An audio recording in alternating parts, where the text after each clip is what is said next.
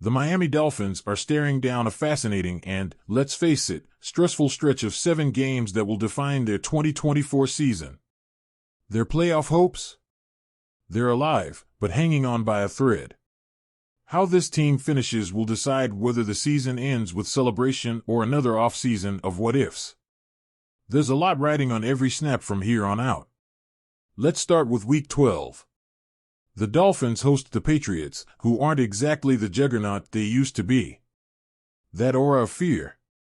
Long gone. But don't think for a second this is a cakewalk. New England has found new life behind rookie quarterback Drake May. The kid's legit, strong arm, quick feet, and unshaken by pressure. That said, the Patriots still have glaring issues, especially on the offensive line and in their defensive consistency. Miami capitalizes. Tua Tagovailoa looks sharp, the run game finds its rhythm, and the Dolphins dominate the trenches. Drake May might show flashes, but it's not enough. Miami walks away with a commanding 31-13 win. Fast forward to Thanksgiving, and Miami's off to Green Bay for a showdown with the Packers. This one's tricky. Jordan Love's season hasn't exactly been smooth, plagued by injuries and turnovers, but the Packers have enough talent to make this a fight. Their defense has taken a step forward, and those young receivers can cause problems. This game feels like it could go either way, but Miami's defense, led by a crucial interception from Jalen Ramsey, tilts the scales. The offense isn't flashy but efficient, with 150 rushing yards and Tua doing just enough. It's a nail-biter, but the Dolphins squeak out a 20-17 win. By Week 14, the Dolphins face the Jets at home after some much-needed rest. The Jets? Let's just say their season has gone off the rails. Aaron Rodgers might not even suit up for this one. It's a one-sided affair.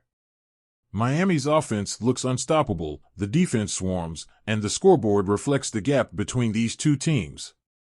Dolphins cruise to a 34-10 victory, finally pulling above .500. Here's where it gets juicy, Week 15 in Houston.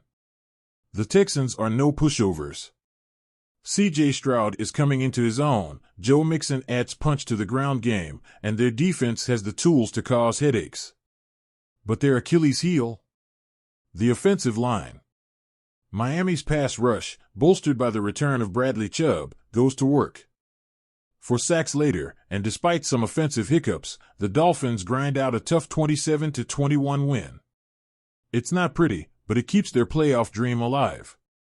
Then comes Week 16, a must-win showdown against the 49ers. The stakes are sky-high, and the storyline is rich, Mike McDaniel versus Kyle Shanahan, mentor versus protege. But the outcome? Painful. The 49ers impose their will physically, especially on defense, and Miami struggles to match that intensity. Christian McCaffrey runs wild, the Dolphins can't get out of their own way, and the result is a humbling 34-13 loss. It's a reality check at the worst possible time. Week 17 offers a chance to bounce back in Cleveland. The Browns are a mess. Deshaun Watson's massive contract hasn't bought them much success, and they're languishing at the bottom of their division. Miami's defense takes advantage of Jameis Winston's turnover-prone style, and the offense regains its footing. It's a solid, workmanlike win, 24-13, that sets up a high-stakes Week 18 clash. And here we are. The final game of the season, the Dolphins against the Jets, with everything on the line. Win, and they're in the playoffs. Lose, and it's heartbreak. The Jets, for all their struggles, don't roll over. Tyrod Taylor steps in at quarterback and makes things interesting, keeping Miami's defense on its toes. But Devin Achane puts the team on his back, torching the Jets on the ground. The game stays tight until the final moments, when Chop Robinson delivers a game-sealing sack. Dolphins win, 20-13, and punch their ticket to the postseason.